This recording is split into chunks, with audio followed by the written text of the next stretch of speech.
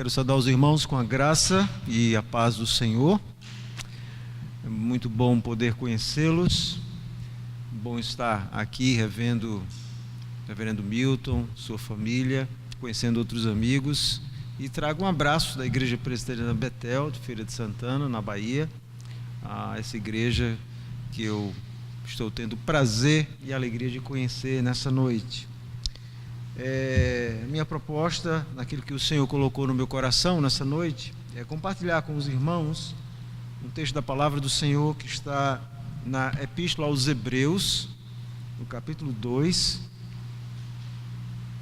Hoje, se Deus nos permitir, nós vamos analisar como Cristo ele se relaciona espiritualmente com a igreja.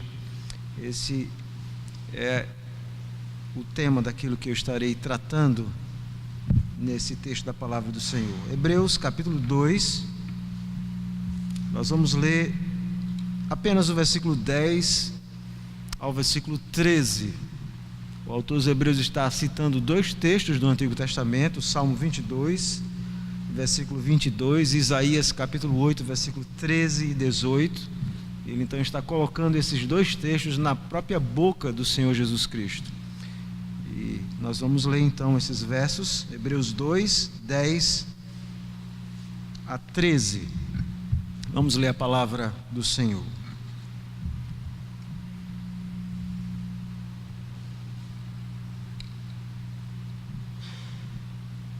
A palavra de Deus nos diz: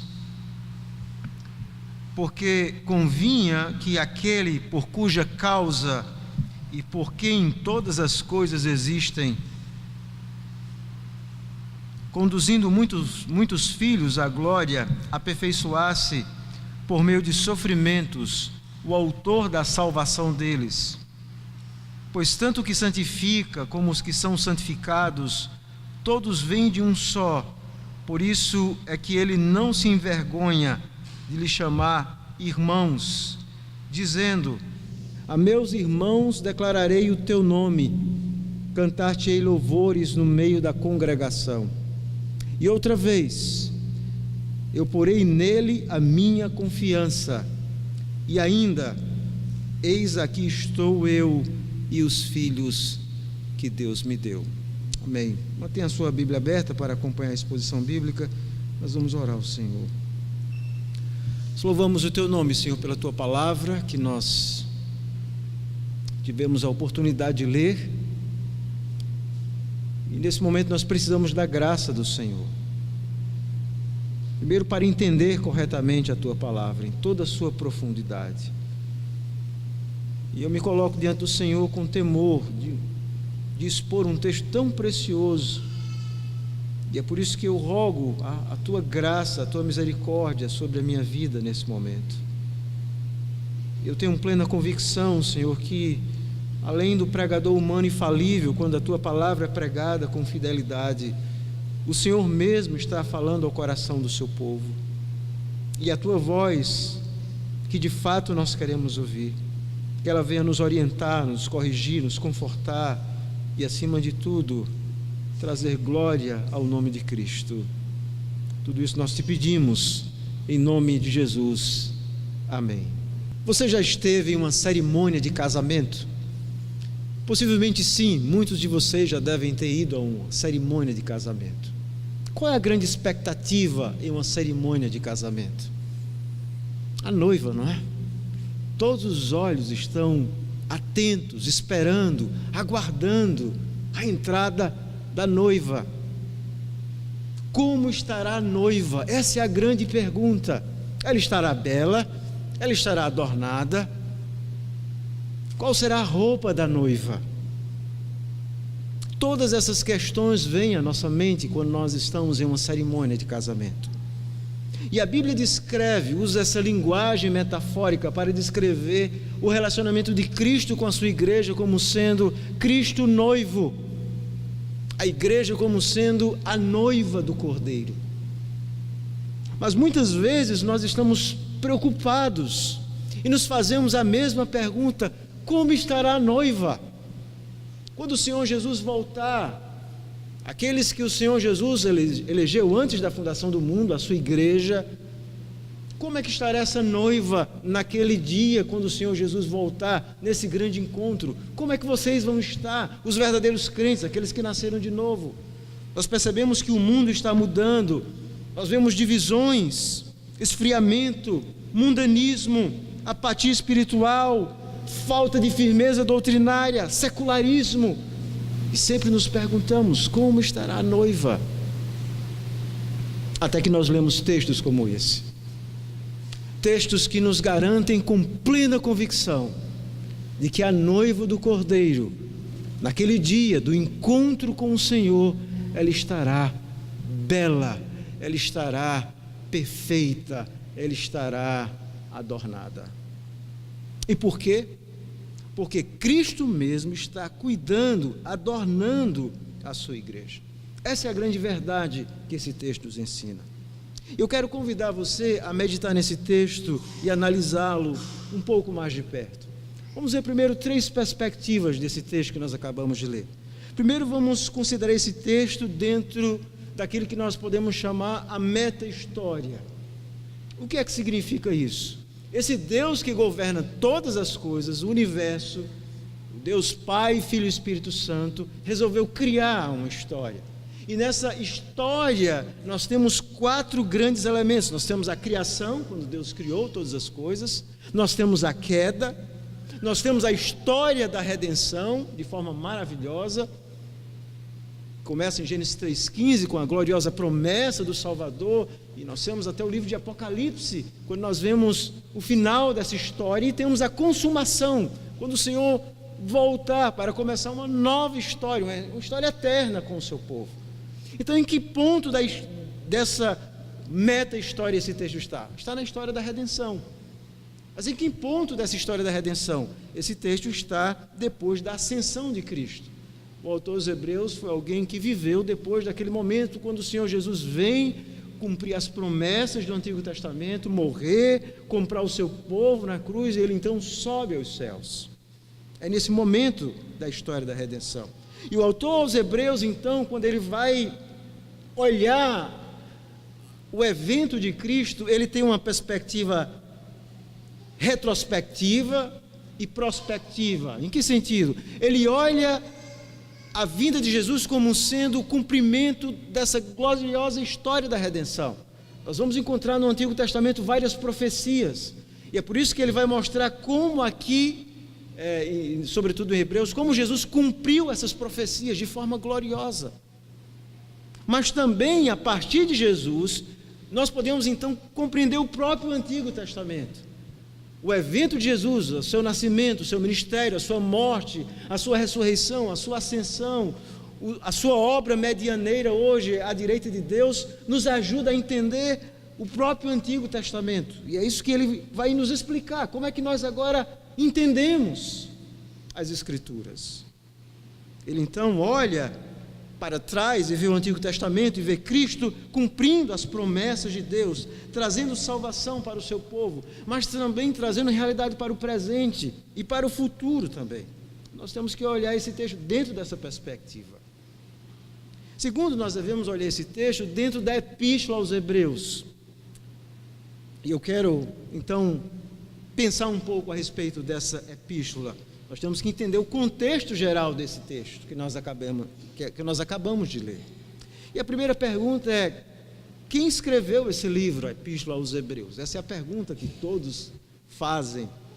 Na verdade, nós não temos certeza quem escreveu a Epístola aos Hebreus. Alguns dizem que foi Paulo, Lucas, Apolo, há várias possibilidades. Orígenes, um autor cristão que viveu entre o ano 200 e 300, ele já dizia muito tempo atrás: quem escreveu Hebreus, só Deus sabe. Eu vou ficar com essas palavras. Mas nós não sabemos de fato quem escreveu a Epístola aos Hebreus, embora ela tenha sido associada ao apóstolo Paulo durante muito tempo. Mas nós sabemos por que o autor escreveu. E por que ele então escreveu? Os leitores, aqueles que iam ouvir a epístola, elas eram lidas sobretudo, eles estavam enfrentando vários problemas. Eles eram possivelmente judeus que haviam se convertido ao cristianismo, judeus helenistas, Nós sabemos isso porque o autor sempre usa o Antigo Testamento, a tradução grega, a Septuaginta, em suas citações. Eles haviam deixado o judaísmo e esses judeus haviam conhecido a fé cristã. E agora eles estão enfrentando terríveis perseguições. Nós vemos isso no capítulo 10. Eles estão sendo perseguidos. Alguns possivelmente deram a vida pelo cristianismo. Alguns estavam tendo seus bens expoliados. E é dentro desse contexto que muitos então pensam em abandonar o cristianismo. Talvez voltar ao judaísmo. Há um sentimento de frieza espiritual em meio àquele sofrimento. Essa era uma das razões. Outra razão que ele escreve é que ele percebe que faltava crescimento espiritual. As pessoas não cresciam espiritualmente. O autor dos Hebreus diz que eles eram meio que indolentes, anos e anos, ouvindo na igreja, mas sem crescer espiritualmente. Ele está preocupado com isso. Segundo, ele percebe uma certa raiz de amargura, dureza no coração deles, em não ouvir a palavra de Deus, e não vivê-la, em colocá-la em prática. Outra razão que nós sabemos no capítulo 13, por exemplo, é que a igreja, ou essas comunidades, nós não sabemos se foi para uma igreja local, ou talvez várias, elas estavam enfrentando uma transição de liderança. No capítulo 13, nós vamos ver isso, ele fala a respeito daqueles líderes que passaram, e aquela nova geração, ele então conclama os ouvintes a se submeterem a essa nova geração. Talvez muitos daqueles líderes tivessem morrido nessas perseguições. A grande pergunta é: o que é que você faz quando você é um pastor e você então percebe vários problemas na vida da igreja? O que é que você faz? O autor dos Hebreus, ele faz o que todos nós devemos fazer. Ele apela para as Escrituras Sagradas. É por isso que o livro de Hebreus é onde nós vamos encontrar a maior quantidade de citações do Antigo Testamento. Só perde para o livro de Apocalipse, mas o livro de Apocalipse são muito mais alusões do que citações diretas. O tempo inteiro você está lendo a Epístola aos Hebreus e você percebe ele citando o texto do Antigo Testamento. Então a forma da argumentação é simples. Ele começa então a tratar cada problema com as Escrituras. Então ele cita as Escrituras e toda a epístola é formada assim. Ele cita, ele expõe e ele então aplica, ele exorta a partir do seu ensino. Toda a Escritura, aliás, toda a epístola está estruturada assim. E nós sabemos, por exemplo, do capítulo 13, versículo 22, que é uma palavra de exortação. O objetivo era exortar aqueles irmãos. E é assim que ele escreve. Como é que ele escreve então essa epístola? Ele escreve essa epístola de uma forma diferente de todos os demais da época do Novo Testamento. Geralmente se escreviam cartas e dizia: a Bíblia diz assim, está escrito, mas o autor dos Hebreus faz diferente. Ele cita as Escrituras sempre no presente, e é por isso que a epístola é muito mais como uma espécie de sermão-carta, como homilia. Ele então usa aqueles verbos para conclamar o povo a não apenas ouvir, mas submeter-se à autoridade das Escrituras.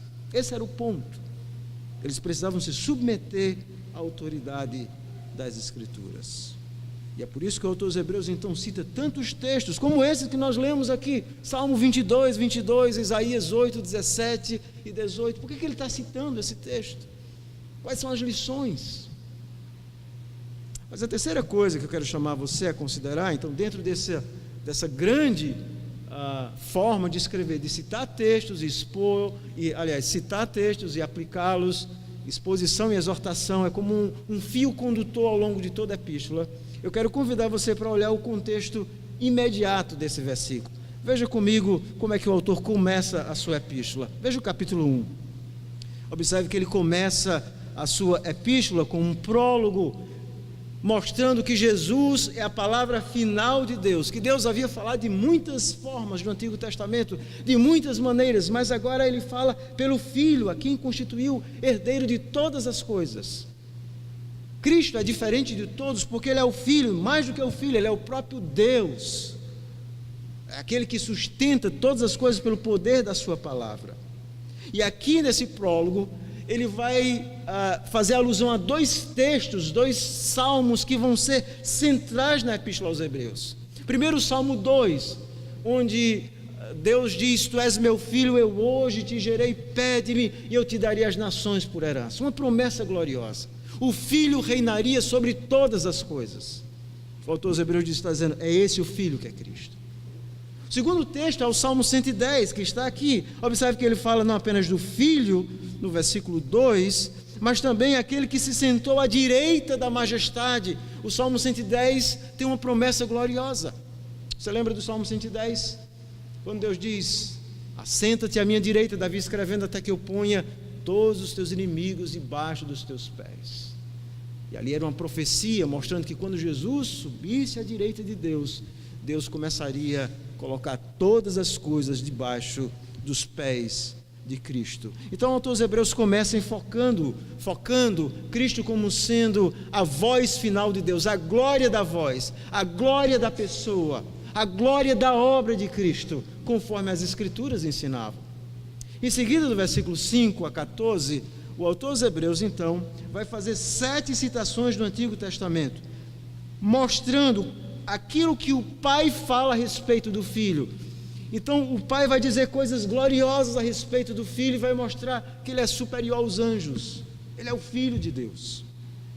Logo em seguida, no capítulo 2, versículo 1 a 4, o autor aos Hebreus, então, vai fazer a sua primeira exortação. Ele diz assim: não deixem de ouvir o Filho. Vocês precisam dar ouvido àquilo que o Filho fala. Em seguida, do versículo 5 ao versículo 9, o autor aos Hebreus, então, começa a sua primeiro salmo, Salmo 8. E ele cita o Salmo 8 para responder uma pergunta: se o Filho é tão glorioso, se ele é herdeiro de todas as coisas, se ele está acima dos anjos, se o Pai vai colocar tudo embaixo dos pés dele, por que nós não vemos isso hoje? O autor aos Hebreus, então, vai citar o Salmo 8 para explicar que era necessário que o Filho, por um tempo, ele fosse posicionalmente inferior aos anjos. Era preciso que ele viesse, renunciasse à sua glória, morresse, comprasse um povo. Ele veio fazer aquilo que o Adão não fez. Aquela promessa gloriosa do Salmo que diz: todas as coisas lhe sujeitaste. Aquela promessa agora é cumprida em Cristo, no novo Adão. Ele que vem. E essa sua obra de encarnação, e aí nós vamos chegar no versículo 10, essa obra de encarnação gloriosa do Filho tinha um único objetivo. Veja o versículo 10: conduzir muitos filhos à glória. Esse era o grande projeto.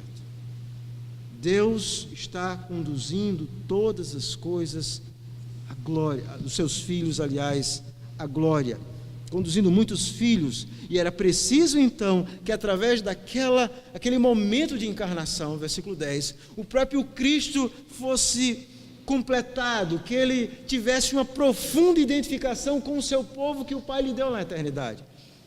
Por isso que no versículo 10 você vai encontrar uma palavra difícil. Ele diz que Cristo foi aperfeiçoado através dos seus sofrimentos. Ora, Cristo é perfeito. O que significa que Cristo foi aperfeiçoado? Significa que Cristo agora ele tem a sua completa identificação com o povo que o Pai lhe deu. E ele é o autor da salvação, ele é o capitão, ele é o líder. Então a figura é Cristo agora como um líder de um povo. E é por isso que esse Cristo que lidera esse povo, observe o versículo 11, ele não se envergonha de lhe chamar meus irmãos. Cristo como um pioneiro é aquele que conduz o povo, e agora Cristo liderando esse povo se dirige ao Pai. Veja, o Pai havia falado coisas gloriosas a respeito do Filho, e o autor dos Hebreus cita vários textos para mostrar o Pai falando a respeito do Filho, mas agora é o Filho que vai falar para o Pai. É como se a imagem metafórica é o Filho à frente, conduzindo um povo que está atrás como seu capitão, e o Filho diz ao Pai: a meus irmãos eu declarei o teu nome, eu cantar-te-ei louvores no meio da congregação, eu porei nele a minha confiança, eis aqui estou eu e os filhos que Deus me deu. Veja que coisa gloriosa. Aqui, então, qual é o assunto desses versos 12 e 13? que é que ele está tratando? Ele está mostrando a profunda comunhão espiritual de Cristo com o seu povo. E há pelo menos 3 ideias que o autor aos Hebreus nos ensina aqui. Primeiro, ele fala da pregação e da presença espiritual no meio do seu povo. Cristo como um profeta e como um sumo sacerdote. Ele é aquele que dá vida ao seu povo e está no meio do seu povo. E ele vai usar para isso o Salmo 22, versículo 22. Observe que a primeira parte diz: a meus irmãos declararei o teu nome, e depois cantar-te-ei louvores no meio da congregação. Cristo está dizendo, citando o Salmo. A segunda ideia do texto está na primeira parte de Isaías 8, versículo 17, quando diz assim: e outra vez eu porei nele a confiança. Ele está falando de Cristo exercendo a sua liderança espiritual. Cristo, como um rei, ele confia em Deus por nós.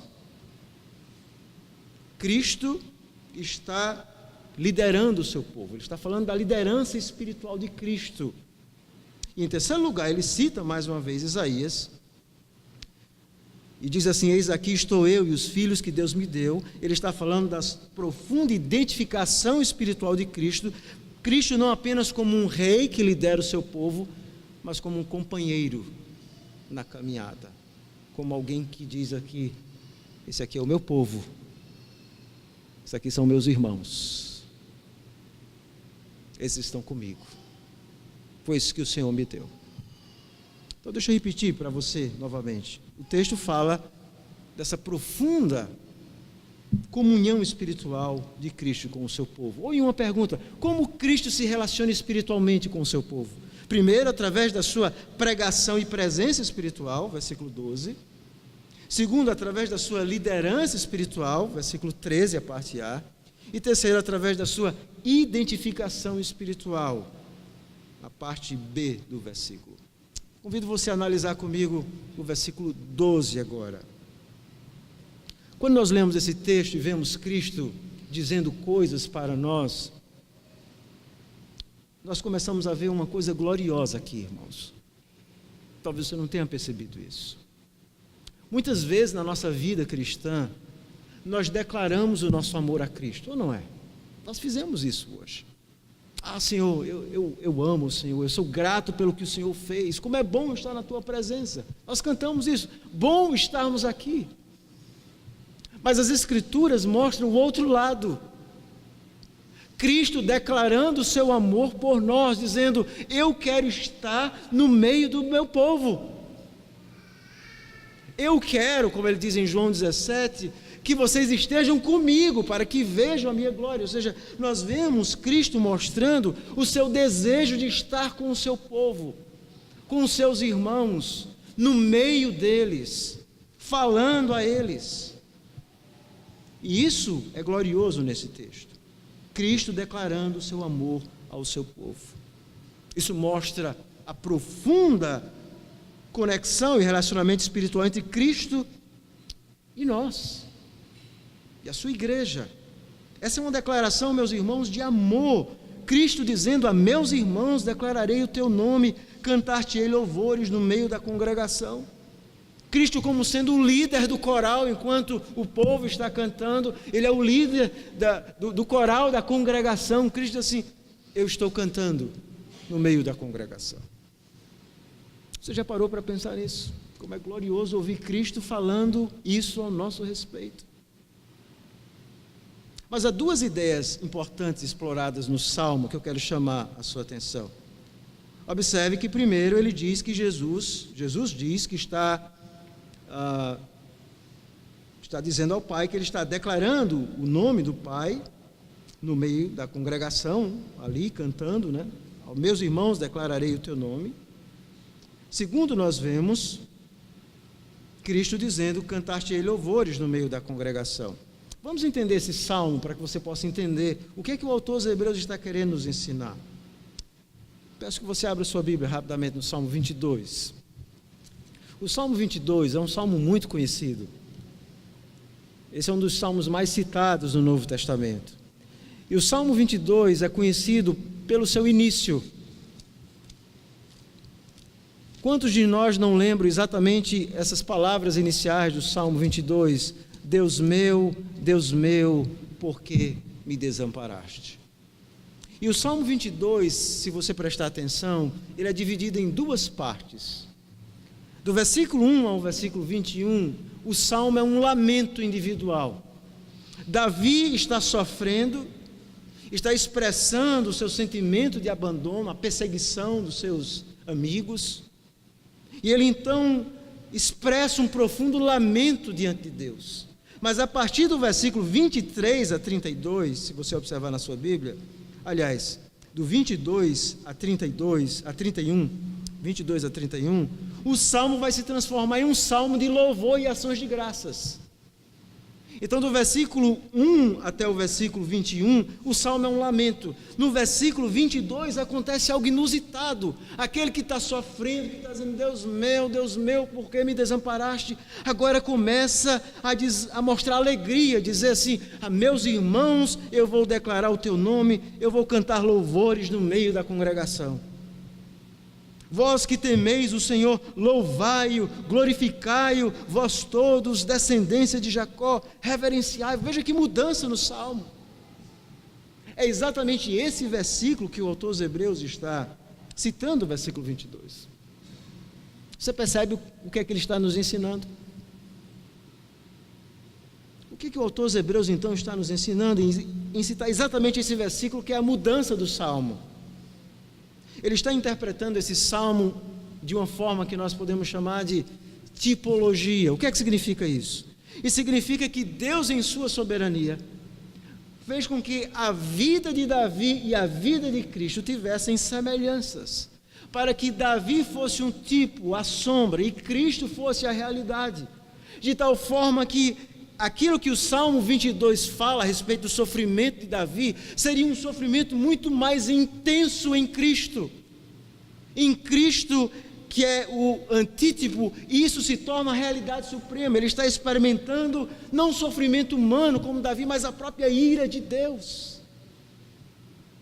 O Salmo 22 falava do sofrimento intenso de Cristo pelo seu povo, por mim e por você na cruz do Calvário. Mas esse não era apenas um salmo de sofrimento. No versículo 23, 22, aliás, esse que sofre, que é Cristo, é o mesmo que agora começa a rejubilar-se.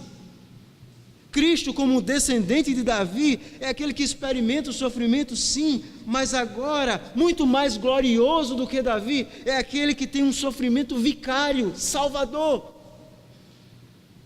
E agora Cristo, exaltado, ele começa então a dizer, a pregar para o seu povo a sua palavra. O autor dos Hebreus está dizendo, essas palavras não foram apenas de Davi, eram palavras tipológicas, proféticas, que se concretizam na pessoa bendita de Cristo. É Cristo que declara o nome do Pai ao seu povo. É Ele. Ele é o verbo de Deus. Deus falou de várias formas, de várias maneiras, mas agora Ele nos últimos dias nos fala pelo Filho. Quando nós olhamos a história da redenção, aquela voz profética, e Pedro diz isso na sua epístola, 1 Pedro capítulo 1, versículo 10 e 11, ele diz que aqueles profetas do Antigo Testamento, eles falavam através do Espírito de Cristo. Cristo é sempre o profeta de Deus que está anunciando a sua palavra ao seu povo, mas agora na nova aliança, quando ele morre na cruz do Calvário, agora ele declara de forma plena, gloriosa, a vontade de Deus ao seu povo. O autor dos Hebreus está falando de Cristo como sendo o profeta. Você lembra do que ele diz no início? Deus falou de muitas maneiras, mas nos últimos dias nos falou pelo Filho. Ele está dizendo assim, o Salmo 22 fala isso. O Filho é a voz do Pai. É Ele que declara o Pai, que revela o Pai, que abre os nossos corações para compreender o Pai. Cristo está dizendo, sou eu que declaro o teu nome. E ele está falando isso com alegria, como o Salmo 22 nos ensina. Mas é interessante que, vamos voltar lá para Hebreus, capítulo 2, vamos voltar para o texto, versículo que nós acabamos de ler, versículo 12. Quando o autor dos Hebreus cita o Antigo Testamento, Salmo 22, versículo 22, ele não apenas cita o texto, ele cita de uma forma interpretativa. O que é que significa? Isso significa que esse verbo que você está vendo aí na sua Bíblia, essa declarar, se você pegar tanto o texto do hebraico como o texto da Septuaginta, que era a tradução que existia na época, todos eles usam o verbo falar. A teus irmãos eu vou falar o teu nome. Mas ele propositalmente usa a palavra aqui, o verbo proclamar. O autor dos Hebreus está não apenas citando o Salmo, ele está interpretando o Salmo, ele está dizendo, isso não Cristo não está apenas falando para nós como igreja, ele está proclamando a palavra à sua igreja, ele está anunciando, através desse ministério glorioso, profético de Cristo, Cristo está falando àqueles que o Pai lhe deu antes da fundação do mundo. Cristo é aquele que fala pelas Escrituras, e esse é o argumento da epístola aos Hebreus. Por isso que no capítulo 4, versículo 12, ele diz, a palavra de Deus é viva e eficaz. Cristo fala ao seu povo. Aí você pode dizer, bom, mas eu sei que ele falava no Antigo Testamento, através das Escrituras, mas e hoje? Será que Cristo fala hoje ao seu povo? O autor dos Hebreus diz que sim. Abra no capítulo 12, veja no capítulo 12, versículo 25, veja o alerta que ele faz àqueles irmãos: tende cuidado, não recuseis ao que fala, pois se não escaparam aqueles que recusaram ouvir quem divinamente os advertia sobre a terra, muito menos nós, o que nos desviamos daquele que dos céus nos adverte. Ele está dizendo que Cristo continua declarando as verdades de Deus ao seu povo. Como? Através da pregação da palavra. Capítulo 13, versículo 7, lembrai-vos dos vossos guias, os quais vos pregaram a palavra. Cristo é o profeta de Deus, é aquele que anuncia a sua palavra ao nosso coração. Ele não é apenas o verbo, a revelação final, aquele que sustenta todas as coisas pela palavra do seu poder, mas é aquele que está declarando o nome do Pai ao seu povo. E por que isso é importante, irmãos? Porque não há conversão verdadeira até que Cristo abra o coração de um pecador. É mediante a obra do Espírito, aplicando as palavras de Cristo, que um pecador se converte. Eu lembro que na minha infância eu ia para a escola e tinha uma brincadeira que a gente gostava de fazer. Acho que você essa turma mais antiga deve lembrar. Você pegava a caneta, tirava aquela parte de dentro, fazia as bolinhas, e aí quando você queria chamar a atenção ou irritar um colega seu na frente, crianças, não façam isso, ok? Você soprava a bolinha e a bolinha batia na pessoa, batia e voltava. A ideia era chamar a atenção. Quando eu e você estamos pregando o Evangelho para alguém, falando, sobretudo pregando para aqueles que não conhecem o Evangelho, é a mesma coisa você pegar uma caneta, uma bolinha e atirar nessa parede. Ela bate, volta, nada acontece, absolutamente nada. Você pode falar uma vez, 2 vezes, 3 vezes, 4 vezes. Eu passei 1 ano frequentando a igreja, ouvindo a mensagem. Era bolinha, batia, voltava. Interessante. Como aquele homem que disse a Paulo: quem sabe eu não escuto você de uma próxima vez. Mas naquele dia da chamada eficaz do Espírito, é aquele dia que a voz de Cristo mediante o Espírito quebra o coração do pecador. E aí nós vemos exatamente essa realidade profunda, Cristo declarando como profeta a palavra ao seu povo. Cristo fazendo isso. É isso que o autor dos Hebreus está nos ensinando. Cristo é aquele que abre os nossos corações, é aquele que nos salva pela sua palavra, é aquele que traz salvação, que traz consolo, que alimenta, que guia o seu povo. Como? Pela pregação da palavra. Ele continua falando hoje. Ele continua falando hoje como profeta. E aí vem a segunda parte do Salmo, quando ele diz: cantar-te-ei louvores no meio da congregação. Isso é glorioso também. Às vezes, quando nós pensamos sobre o culto, nós temos aquela ideia de um Deus observador do nosso culto. Nós estamos então reunidos e Deus então está observando e dizendo: bom, eu acho que o culto está ok. Mas nós nunca pensamos nessa visão bíblica profunda de Deus participando do nosso culto, não é? À medida que o pastor está pregando a palavra, como o autor dos Hebreus diz, Cristo está declarando ao seu povo as verdades profundas das Escrituras. Na medida em que nós estamos cantando louvores tão pobres comparados àqueles que são efetuados no céu por anjos perfeitos, Cristo está conduzindo, fazendo com que a nossa música, o nosso culto, as nossas orações cheguem à presença de Deus, porque sem Ele jamais chegariam. Cristo está como um profeta. E por que Ele faz isso? Ele não está apenas como um profeta falando no culto e pelas Escrituras ao seu povo, mas Ele como um sumo sacerdote. Ele está em profunda conexão com o seu povo. E aqui o autor dos Hebreus, essa ideia de cantar louvores, traz a ideia do sumo sacerdote. Cristo como um sumo sacerdote, que não apenas nos conduz à glória quando traz salvação, mas durante toda a nossa caminhada Ele está nos conduzindo à glória através de um profundo relacionamento com a sua igreja. É Cristo que nos lidera, é Cristo que nos guia, é Cristo que nos conduz. Quando eu estava nos Estados Unidos, eu lembro que eu conheci um missionário africano. Ele contou uma história bem interessante. Ele disse que nessa tribo em que ele morava, que ele pertencia, era muito comum os pais treinarem os seus filhos com respeito àquelas tempestades de areia.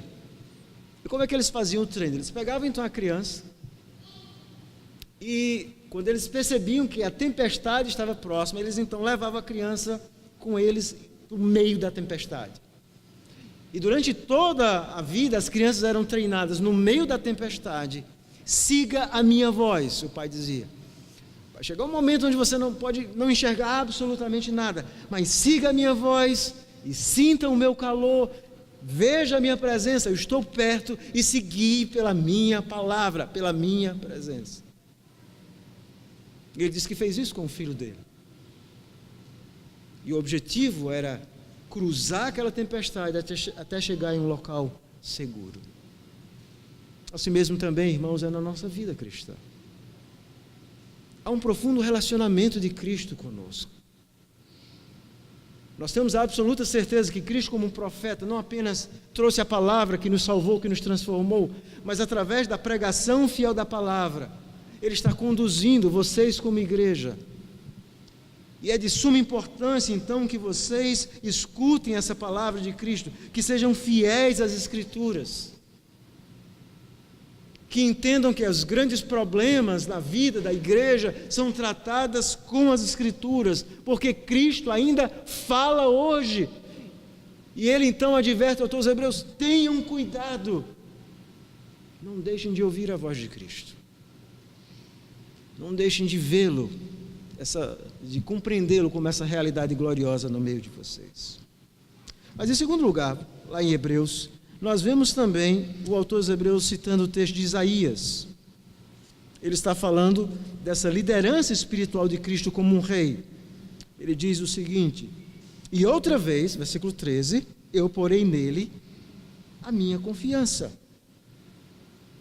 Você diz: qual é o ponto desse texto, pastor? Por que ele está citando Isaías? O que é que isso tem a ver com Cristo e comigo que estou aqui com a igreja? Vamos entender rapidamente esse texto. Se você lê o texto de Isaías, você vai observar que Israel estava enfrentando uma grande crise. Uma coalizão liderada pela Síria estava ameaçando atacar Israel.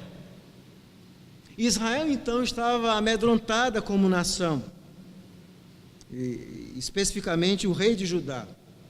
E o rei de Judá então, ao invés de ter fé em Deus naquela situação, eles vão recorrer à Síria por ajuda. Ou seja, no meio daquela situação tão difícil, toda a nação está amedrontada. E no meio daquele povo amedrontado, tem um homem que tem coragem.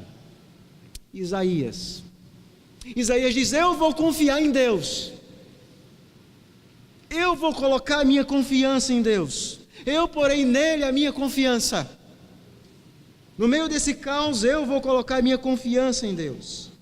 E aqui o autor aos Hebreus está mais uma vez fazendo essa interpretação tipológica. Ele está mostrando que a história de Isaías e a sua atitude de confiança tem profundas similaridades com a atitude de Jesus para com o seu povo. E é bom lembrar que os hebreus estão enfrentando aquele momento de desânimo, de perseguição, de dificuldades. E o autor aos Hebreus está dizendo que Jesus, da mesma forma que Isaías, Jesus é aquele que lidera o seu povo, que levanta a voz e diz assim: eu confio no Pai, eu vou colocar no Pai a minha confiança, eu confiarei no Pai. A ideia de Cristo à frente do seu povo, no meio do seu povo amedrontado, e Cristo então levanta a voz assim: eu confio, aqui estão os filhos que o Senhor me deu, eu confio no Pai. Então Cristo está liderando. É como se Cristo estivesse dizendo: eles são fracos, eles não têm fé, mas eu tenho, eu confio no Senhor por eles. Eu confio no Senhor por eles.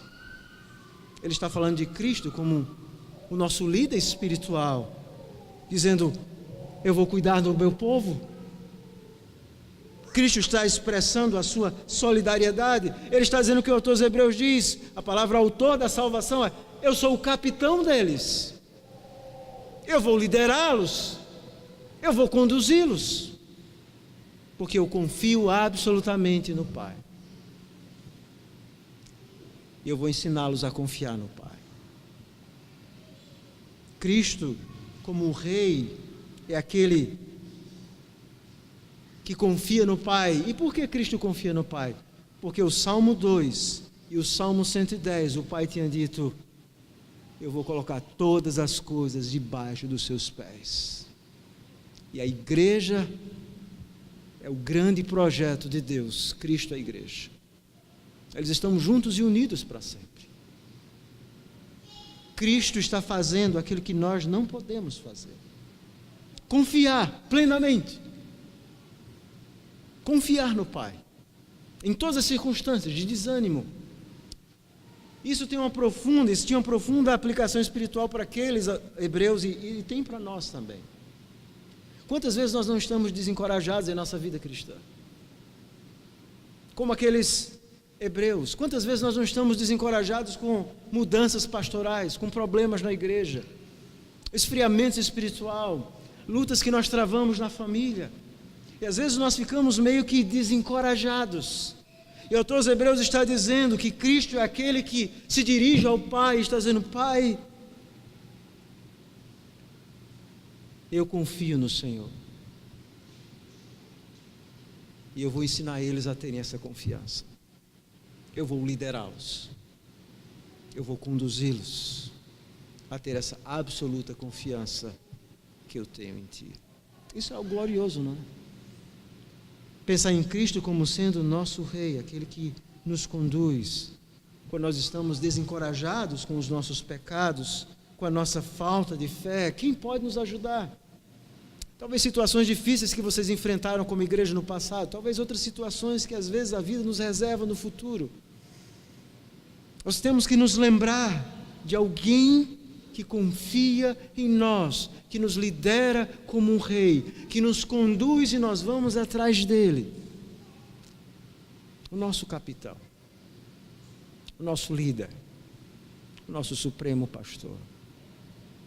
Nele nós podemos confiar e aprender a confiar no Pai, como Ele confiou. Mas o texto então termina, o versículo 13, dizendo assim: eis aqui estou eu e os filhos que Deus me deu. O que é que Isaías está então querendo dizer com isso?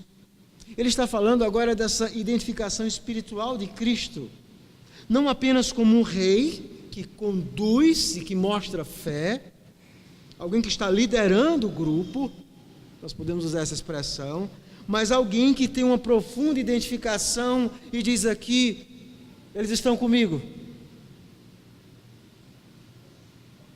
Você já teve essa experiência de entrar muitas vezes? Eu lembro que certa vez eu fui com um colega, um amigo que me convidou para entrar em um parque, e esse era um ambiente muito restrito, e teve um momento que nós marcamos e eu me perdi. Eu cheguei na porta, eu quero entrar, a pessoa disse: você não pode entrar. Você tem credencial? Não, eu não tenho absolutamente nada. Então como é que você vai entrar? Você não pode. E de repente esse meu amigo chegou e disse assim: ele está comigo. E ele então mostrou as credenciais. Nós estamos juntos. É exatamente isso que Cristo está dizendo. E é interessante porque nesse texto Isaías está falando dos seus 2 filhos. Isaías teve 2 filhos. Um deles, no capítulo 7, versículo 13, e Deus colocou nomes bem estranhos nos filhos de Isaías. Um deles era um remanescente vai tornar. Era um filho que lembrava da esperança. Deus ia trazer juízo em Israel, mas o nome daquele filho lembrava da esperança. Tem um remanescente. Mas o nome do outro filho, em Isaías 8,13, era um nome terrível, era rapto, despojo, presa segura. Ou seja, Deus ia trazer juízo sobre Israel. Os 2 filhos de Isaías, um significava graça, a graça de Deus sobre Israel, a sua aliança, e o outro juízo de Deus. Mas agora Cristo está assumindo isso, tipologicamente ele está expressando essa solidariedade com seus irmãos. Ele está dizendo que ele será a graça de Deus e ele mesmo recebe a justiça de Deus. Ele está dizendo: esses são meus irmãos, esses são meus filhos, eu morrerei por eles, eu viverei por eles. É isso que o autor dos Hebreus vai fazer durante toda a sua exposição. Ele vai mostrar essa profunda identificação de Cristo com o seu povo. Esse é o meu povo, eu dei a vida por eles, eu comprei, eu cuido deles, o Senhor me deu. E nós vemos isso, Jesus orando na oração sacerdotal: o Senhor me deu, eles são meus, tu nos confiaste. As ovelhas que meu Pai me deu, ninguém poderá arrebatá-las de minha mão. E aqui Cristo está dizendo: eu estou com esses teus filhos, aqui é a minha igreja. Que tremenda confiança isso traz para nós. Cristo que nos conduz, aquele Cristo que é o profeta de Deus, que anuncia a palavra de Deus, que é o sumo sacerdote, que é o rei, que é o líder. É isso que esses 2 textos nos ensinam. E é por isso que o autor dos Hebreus está usando-os para aqueles cristãos desencorajados. Uma poderosa aplicação, muito profunda, às vezes até difícil de compreender, mas muito profunda. Deus havia apontado Cristo como sendo profeta, não é? A segunda pessoa da Trindade é o Verbo de Deus. E agora Jesus, nós temos um texto da Escritura, Jesus diz ao Pai: sim, sou eu declaro a tua palavra ao meu povo. As Escrituras falavam de Cristo como sendo o sumo sacerdote, aquele que viria dar vida pelo seu povo, morrer na cruz do Calvário. E agora Jesus diz assim: eu estou unido a eles. Quando eles estão adorando, eu estou unido a eles, cantando com eles. Jesus havia sido apontado como o rei, aquele que conduziria o seu povo na história da redenção, mas Cristo está dizendo: eu lidero eles, eu confio no Pai, esse aqui é o meu povo. Cristo é apontado como sendo aquele que vai nos liderar eternamente, o nosso supremo pastor, e aqui ele está dizendo em forma clara: aqui estão os filhos que Deus me deu, eu estou conduzindo o meu povo. E aí nós fazemos aquela pergunta novamente: como é que vai estar a noiva naquele dia, quando o Senhor Jesus voltar?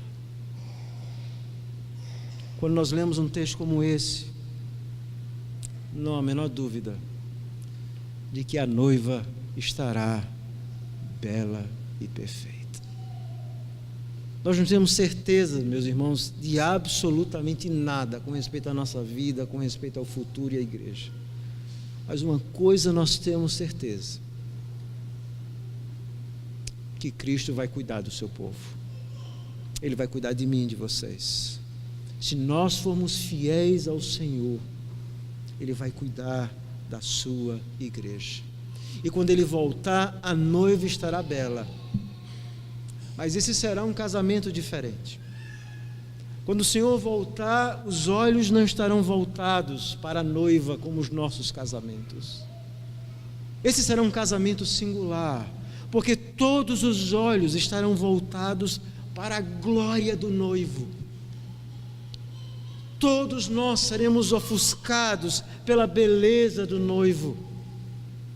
A noiva, apesar de ser bela e sem mácula, nesse dia, quando o Senhor voltar, a noiva será ofuscada por esse glorioso profeta, sacerdote, rei, líder, esse que nos conduz. O nosso coração se encherá de alegria, mas mais do que isso, nós estaremos com esse noivo eternamente. Nesse glorioso casamento, ouviremos a sua voz eternamente, seremos liderados por Ele eternamente, veremos o seu amor nas suas próprias marcas, nas mãos dos seus cravos, e estaremos unidos para Ele eternamente. Por quê? Porque Ele nos amou e nos ama de uma forma gloriosa, inexplicável. Eu sei que vocês são uma pequena noivinha no meio da noiva.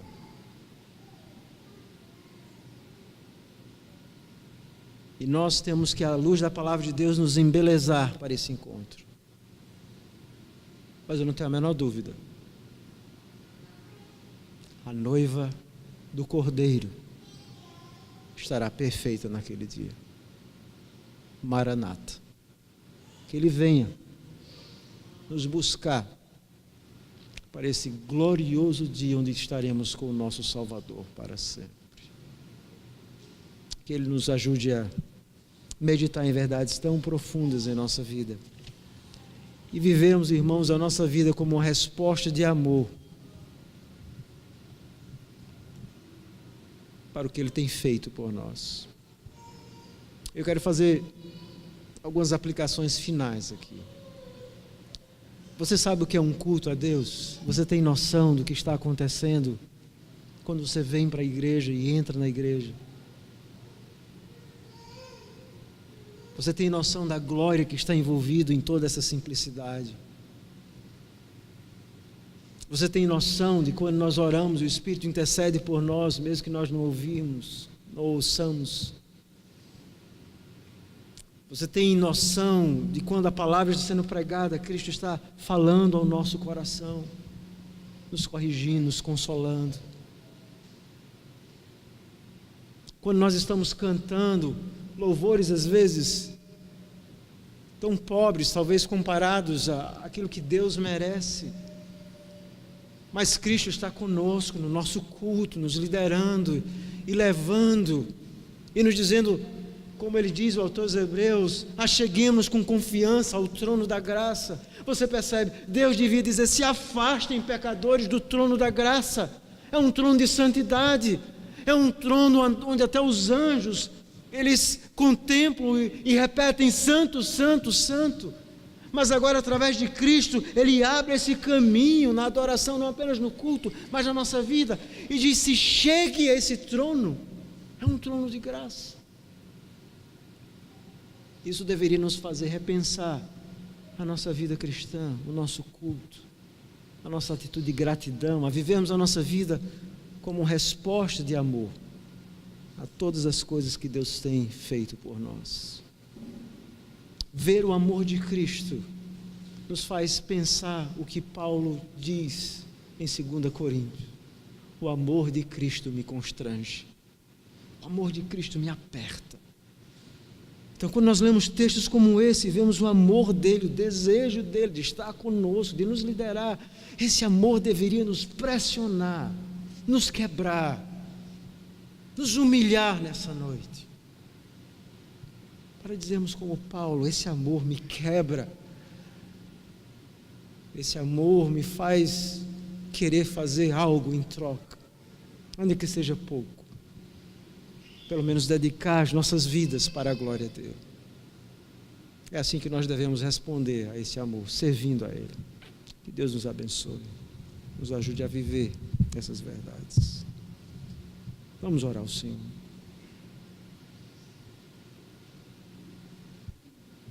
Senhor Deus e Pai, nós louvamos o Teu nome pela Tua santa e bendita palavra. Verdades tão profundas e verdades que tocam tanto ao nosso coração. Obrigado pelo Teu amor para conosco. O Senhor, de fato, não apenas nos salvou na cruz do Calvário, mas nos comprou e ama estar perto de nós, pecadores, indignos. O Rei dos Reis, em toda a sua glória, está aqui conosco e tem conduzido a nossa vida. Há uma profunda identificação. O Senhor é o nosso Rei, mas é o nosso companheiro também. É por isso que nós precisamos olhar firmemente para o autor e mediador da nossa fé, o autor e consumador da nossa fé. É aquele que está no início da caminhada, está no meio, está no fim. Obrigado por isso, Senhor. Eu rogo que o Teu Espírito Santo esteja lembrando sempre aos nossos corações e a essa igreja essas verdades tão sublimes da Tua palavra. Em nome de Jesus. Amém.